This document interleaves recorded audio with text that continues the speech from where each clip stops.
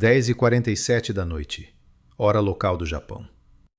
Neste momento, enquanto milhões de pessoas dormiam ao longo da costa do mar do Japão, o fundo do oceano moveu-se com uma violência que os sismógrafos registraram em menos de 8 segundos.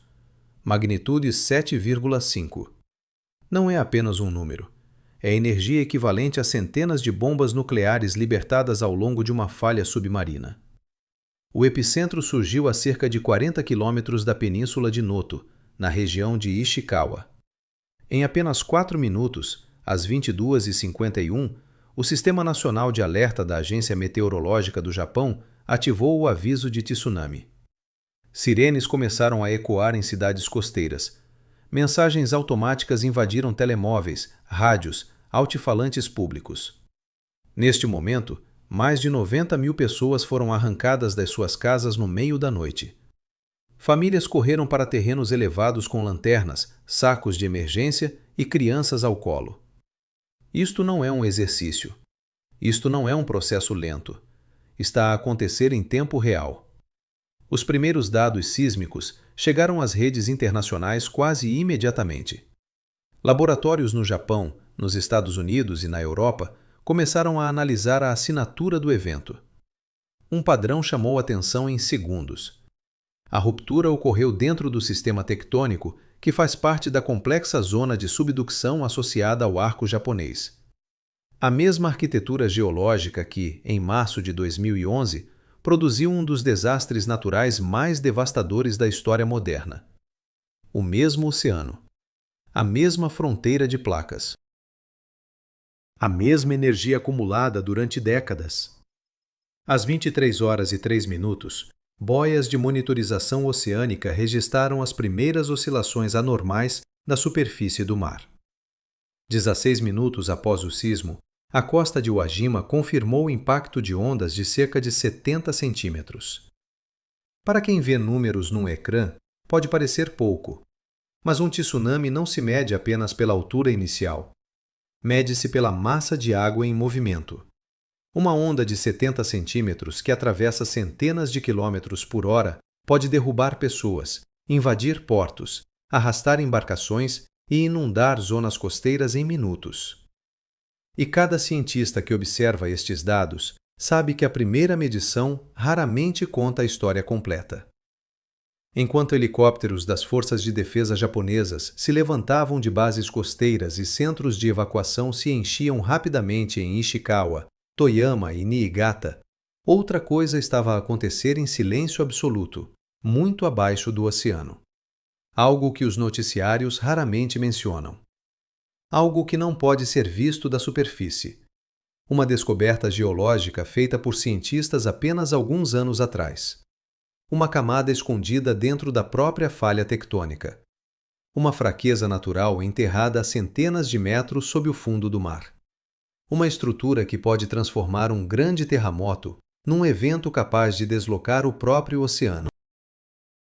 O que os cientistas descobriram nos dados recolhidos na semana passada e que agora estão a comparar com este novo sismo muda completamente a forma como se interpreta o risco sísmico nesta região. Porque o perigo não está apenas na magnitude, nem apenas na profundidade da ruptura. O verdadeiro perigo pode estar numa espécie de caminho pré-carregado dentro da crosta terrestre. Uma superfície naturalmente escorregadia que permite que falhas tectônicas deslizem mais rápido, mais longe e mais perto do fundo do mar do que qualquer modelo antigo previa. E isso levanta uma pergunta que, neste momento, está a ser feita em centros de monitorização sísmica por todo o planeta. A pergunta não é apenas quão grande foi este terremoto. A pergunta é muito mais inquietante. Este sismo deslizou pela mesma fraqueza geológica que alimentou o tsunami monstruoso de 2011? Porque se a resposta for sim, então este evento pode não ser apenas mais um terremoto. Pode ser um aviso. Um lembrete brutal de que a Terra já conhece o caminho mais fácil para libertar a energia acumulada sob o Japão. E que esse caminho continua lá, silencioso, invisível e pronto para ser ativado novamente. 22h47 e 12 segundos. Os primeiros impulsos sísmicos atravessam o fundo do Pacífico a mais de 6 km por segundo. A rede de sensores do Japão, uma das mais densas do planeta, com mais de 1.000 sismômetros ativos, começa a registrar a ruptura praticamente em simultâneo. O sistema automático da Agência Meteorológica do Japão calcula a magnitude preliminar em menos de 20 segundos. 7,4, depois revisto para 7,5. Às 22 horas 48 minutos e 3 segundos, o algoritmo de alerta precoce envia o primeiro sinal interno. Evento potencialmente gerador de tsunami. Às 22 horas e 51 minutos, o aviso público é emitido. 4 minutos após a ruptura inicial. 4 minutos entre a tranquilidade de uma noite normal e a mobilização total de uma nação que vive permanentemente sobre placas tectônicas em colisão. A análise inicial do mecanismo focal revelou algo que imediatamente chamou a atenção dos centros sísmicos internacionais. A ruptura ocorreu num regime de compressão típico de subducção. A placa do Pacífico está a mergulhar sob o arco japonês a uma velocidade média de cerca de 8 centímetros por ano. Pode parecer insignificante, mas em termos geológicos é uma força colossal. Em cada década, quase 1 metro de crosta oceânica tenta empurrar-se para baixo da placa superior. Quando as superfícies ficam presas por fricção, a energia acumula-se silenciosamente durante décadas. Quando finalmente se liberta, a libertação pode deslocar dezenas de metros de crosta em poucos segundos.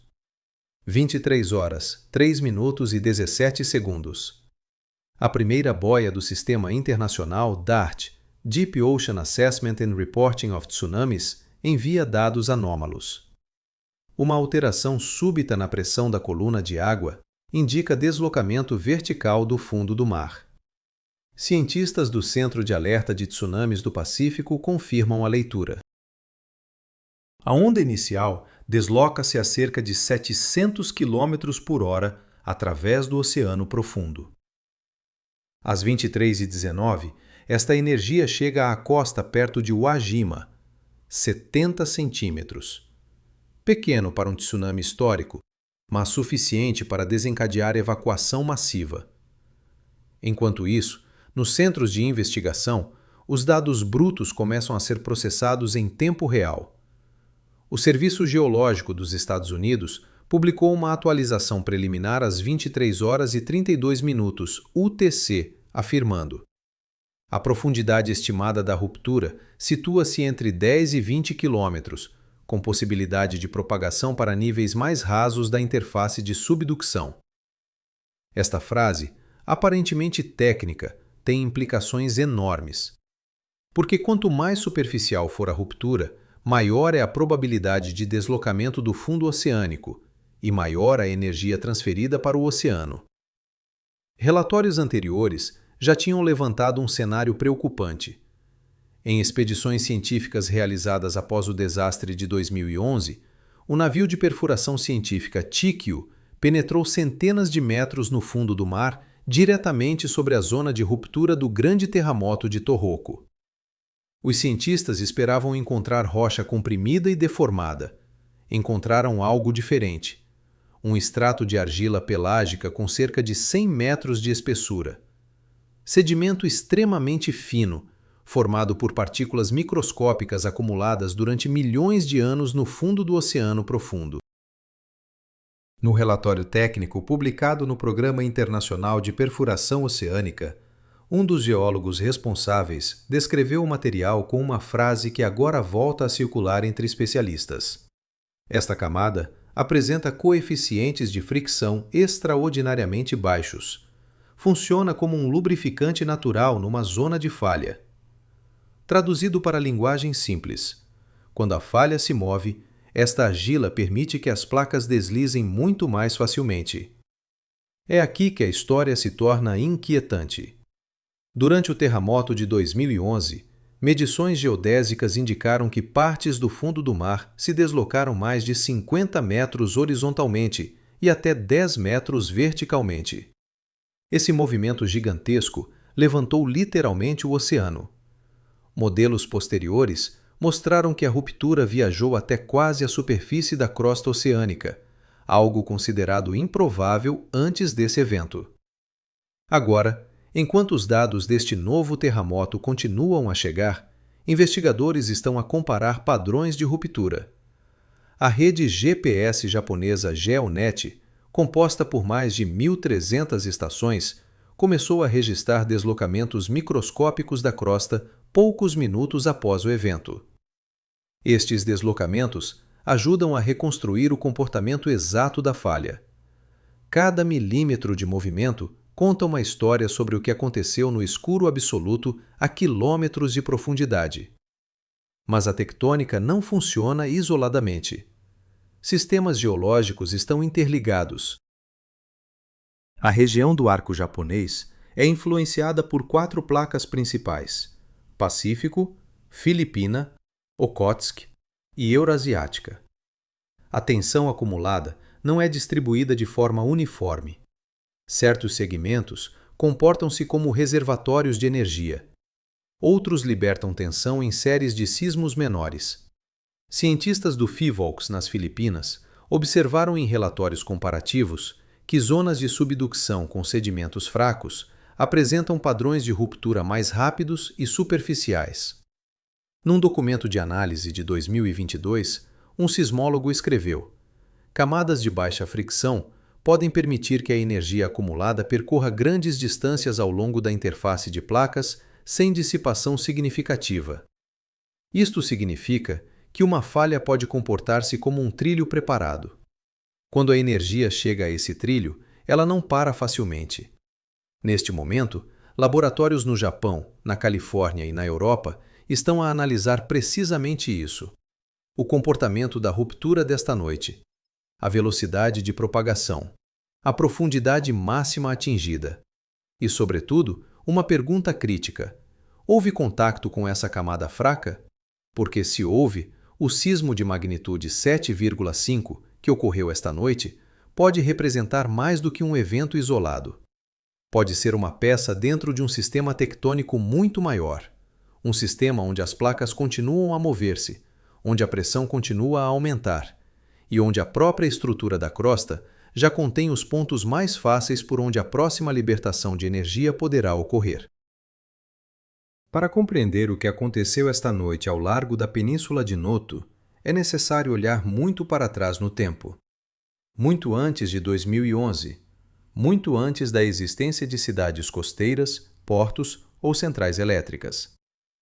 O sistema tectônico do Japão funciona como uma máquina geológica de escala continental que opera há milhões de anos. A placa do Pacífico desloca-se continuamente para o oeste, a cerca de 8 a 9 centímetros por ano. Ao longo de séculos, esse movimento acumula energia ao longo da chamada Zona de Subducção do Japão, uma estrutura tectônica com mais de 800 quilômetros de extensão e profundidades que ultrapassam os 8.000 metros no fundo da fossa oceânica. Os registros históricos japoneses mostram que grandes eventos sísmicos nesta região não são raros. O terremoto de Joga, em 869, documentado em crônicas imperiais, gerou um tsunami que invadiu vários quilômetros para o interior da planície de Sendai. Estudos de sedimentos realizados após 2011 descobriram camadas de areia marinha enterradas no solo agrícola exatamente onde essas crônicas descrevem a inundação. A análise por datação de carbono mostrou que eventos semelhantes ocorreram repetidamente ao longo dos últimos milênios. Em média, grandes megaterremotos nesta região surgem em ciclos que variam aproximadamente entre 200 e 600 anos. O evento de 2011, magnitude 9,0, libertou energia equivalente a cerca de 500 milhões de toneladas de TNT. Foi um dos 5 maiores terremotos já registrados por instrumentos modernos. O tsunami que se seguiu atingiu alturas superiores a 40 metros em certas zonas da costa de Tohoku e avançou até 10 quilômetros para o interior em alguns vales costeiros. Quase 20.000 pessoas morreram. Centenas de milhares ficaram desalojadas. E a sequência desencadeou o desastre nuclear de Fukushima Daiichi, quando as ondas ultrapassaram as defesas costeiras da central. Mas mesmo após essa catástrofe, os dados geológicos indicam que o sistema tectônico não libertou toda a energia acumulada. Estudos publicados após 2015 mostraram que apenas certos segmentos da zona de subducção romperam completamente. Outros segmentos continuam a armazenar tensão. O conceito que os geofísicos utilizam chama-se lacunas sísmicas. São porções de falha que não romperam recentemente e que estatisticamente podem representar futuras zonas de libertação de energia. Modelos computacionais utilizados pelo USGS e por institutos japoneses simulam milhares de cenários possíveis.